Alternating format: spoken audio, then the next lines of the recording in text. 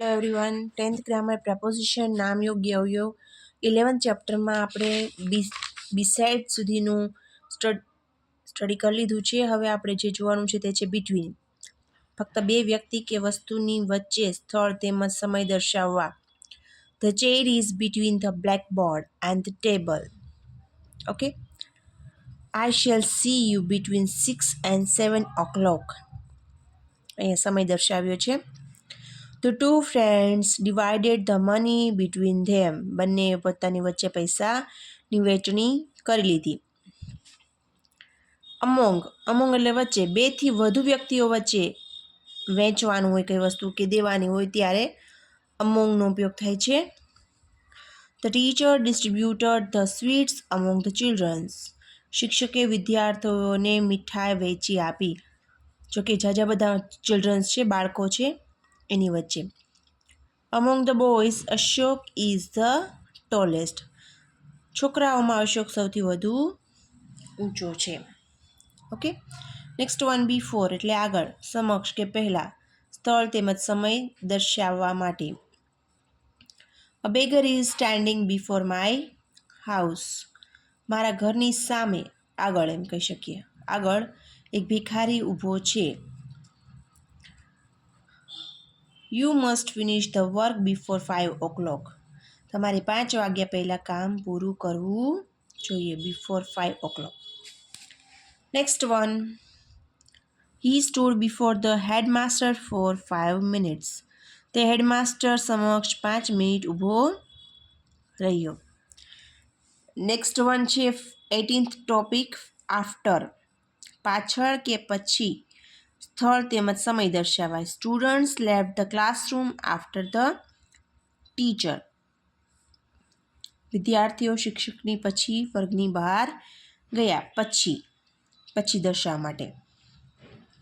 The train slow down after Vadodara. Vadodara પછી train ધીમી પડી જાય છે. Children should not go out after evening. બાળકોએ સાંજ પછી બહાર જવું જોઈએ નહીં. જો અહીંયા શુડનો ઉપયોગ થાય છે. સૂચના શુડ આફ્ટર, સાંજ પછી બહાર જવું જોઈએ નહીં. બિહાઇન્ડ એટલે પાછળ કે પછી, સ્થળ તેમજ સમયની દ્રષ્ટિએ. Behind every great man that is a woman. દરેક મહાપુરુષની પાછળ એક સ્ત્રી હોય છે. She lives behind the railway station. તે રેલવે સ્ટેશનની પાછળ રહે છે. My watch is 5 minutes behind. મારી ઘડિયાળ 5 મિનિટ પાછળ છે. બિહાઇન્ડ એટલે પાછળ. નેક્સ્ટ વન ફોર તે માટે તરફ અથવા સમય. My father bought a new bicycle for me. મારા માટે. મારા પિતા મારા માટે એક નવી સાયકલ લાવ્યા. The train left for Mumbai at 7 o'clock. ગાડી મુંબઈ તરફ જવા માટે 7 વાગ્યે ઉપડી. આઈ વેઇટેડ ધેર ફોર 1 hour. મેં ત્યાં 1 કલાક સુધી રાહ જોઈ. સુધી, અહીંયા માટે, આ બંને દર્શાવ્યા છે. નેક્સ્ટ વન ઓફ પ્રેપોઝિશન તો એટલા બધા છે ને કે વાત જ ના પૂછો. આપણે તો જોઈ રહ્યા છીએ 21 અને 22મું આ પ્રેપોઝિશન છે. ઝીણું છે પણ બધું આપણે પ્રિપેર કરવું પડે. કમ્પલસરી થઈ જાય છે આ બધી વસ્તુ. પ્રેપોઝિશન તમે જોવા જાઓ તો જુઓ અહીંયા 34 સુધી છે, આઉટ ઓફ સુધી. અને ત્યાર પછી એની ઉપરાંતના જે છે 2-3 પ્રેપોઝિશન મિક્સ થતા હોય, જેમ કે in spite of, on behalf of. આ બધા મિક્સ થયેલા પ્રેપોઝિશન છે. આ ઉપરાંતના એ બી 15 જેટલા છે. આપણે અત્યારે પહોંચ્યા છીએ ઓફ નું. A page of this book is turn. આ ચોપડીનું એક પાનું ફાટેલું છે. ઓફ. નેક્સ્ટ વન ઓફ છે, એમાં ડબલ ઓફ એફ આપેલા છે, અંદરથી કે ઉપરથી બહાર અથવા બંધ સ્થિતિમાં. My younger sister fail of the chair. પરથી, મારી નાની બહેન ખુરશી પરથી પડી ગઈ. Switch on the TV and switch off the radio. TV ચાલુ કરો ને રેડિયો બંધ કરો. ઓફ ઓફ બંધ કરવા માટે પણ ઉપયોગમાં આવે છે. કોઈ સ્વિચ ઓફ કરવી હોય, બંધ કરવાનું, આપણે ગુજરાતી ભાષામાં પણ ઓફનો ઉપયોગ કરીએ છીએ. ઓફ. અબાઉટ વિશે. Most Americans know nothing about India. About વિશે. ઘણા ખરા અમેરિકાનો ભારત વિશે કંઈ જાણતા નથી. અંડર એટલે નીચે, થી ઓછું અથવા માં. A cow is sitting under the tree. એક ગાય ઝાડ નીચે બેઠી છે. This film is for adults. Boys or girls under 18 are not allowed. આ ફિલ્મ પુખ્ત વયો માટે છે. ઓછી માટે અંડર યુઝ કર્યું છે. હી વર્કડ અંડર ગ્રેટ ડિફિકલ્ટીઝ.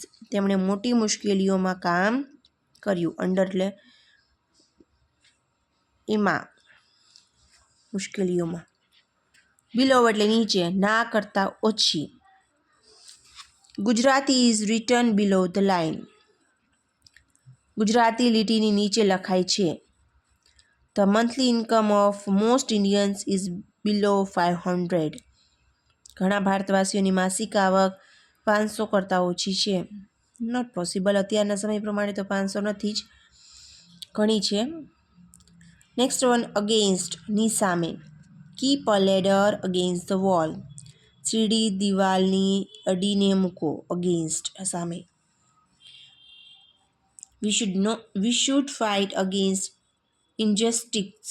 આપણે અન્યાય સામે લડવું જોઈએ. ઇનજસ્ટિસ સામે લડવું જોઈએ. Next one, during. I shall go to my uncle's house during the vacation. હું વેકેશન દરમિયાન મારા મામાને ઘરે જઈશ. ડ્યુરિંગ શેલ ઉપયોગ થયો છે, મતલબ ગયો નથી, જઈશ. ભવિષ્ય સૂચવે છે. It was very hot during the day. દિવસ દરમિયાન ખૂબ જ ગરમી હતી. વોઝ દર્શાવે છે જે ભૂતકાળ દર્શાવે છે. દિવસ દરમિયાન ગરમી હતી. આ જે સિન્સ અને ફોરનો ઉપયોગ થાય છે ને, ઘણા બધા તો છે ને કાળસૂચક શબ્દોમાં જ ઉપયોગમાં આવે છે. She has not eaten anything since morning. તેણે સવારથી કંઈ ખાધું નથી. We have not met since May 1992. આપણે મે 1992 પછી મળ્યા નથી. Next, across. એક પારથી બીજે પાર ને પેલે પાર. He ran across the road. તેણે દોડીને રસ્તો ઓળંગ્યો. થ્રુ માં થઈને, ના દ્વારા. The train passes through a tunnel. Train બોગદામાંથી પસાર થાય છે. Tunnel. He got the job through his uncle. તેણે આ નોકરી તેના કાકા દ્વારા મેળવી. Teal and until. ટીલ એટલે સુધી, અનટીલ એટલે પણ સુધી. The school will remain closed till Friday. School શુક્રવાર સુધી બંધ રહેશે. અનટીલ પણ સુધીમાં જ ઉપયોગ થાય છે. I waited for him until noon. મેં તેની બપોર સુધી રાહ જોઈ. એક્સેપ્ટ સિવાય. ઓલ કેમ એક્સેપ્ટ ઉષા સિવાયના બધા આવ્યા. એક્સેપ્ટ. આઉટ ઓફ માં થઈને અથવા માંથી. He looked out of the window. તેણે બારીમાંથી બહાર જોયું. લુકડ આઉટ ઓફ માંથી. 20 સ્ટુડન્ટ્સ પાસ્ડ આઉટ ઓફ 25. 25 વિદ્યાર્થીઓમાંથી 20 વિદ્યાર્થીઓ પાસ થયા. તો આઉટ ઓફ માટે આવી રીતના એક્ઝામ્પલ્સ આપ્યા છે. તો આ આપણા ટોટલ પ્રેપોઝિશન્સ થયા. નેક્સ્ટ વિડીયોમાં આપણે હજી જે આગળના જો આ વધારાના છે, ઉપર આપેલા પ્રેપોઝિશન સિવાય અંગ્રેજી ભાષામાં કેટલાક શબ્દ સમૂહ પણ પ્રેપોઝિશન તરીકે ઉપયોગમાં લેવાય છે. આ બધા લિસ્ટ છે તે આપણે નેક્સ્ટ વિડીયોમાં જોઈશું. Okay, till then bye bye. C you in the next video. Thank you.